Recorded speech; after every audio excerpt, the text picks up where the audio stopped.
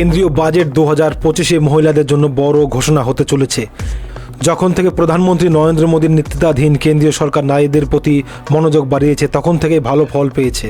মহিলারা আশা করছেন যে অর্থমন্ত্রী নির্মলা সীতারামন 1 ফেব্রুয়ারি কেন্দ্রীয় বাজেটে অনেক বড় ঘোষণা করবেন।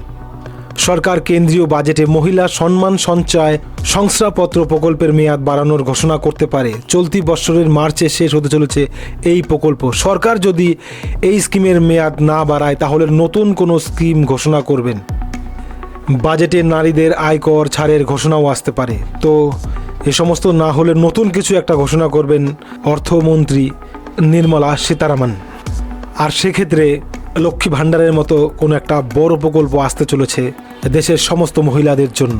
বড় সুখবর আসতে চলেছে কেন্দ্রীয় সরকারের তরফ থেকে, মোদী সরকারের তরফ থেকে মহিলাদের জন্য বড় একটা সুখবর আসতে চলেছে। 2025-এই ফেব্রুয়ারিতে বড় সুখবর পাবে মহিলারা।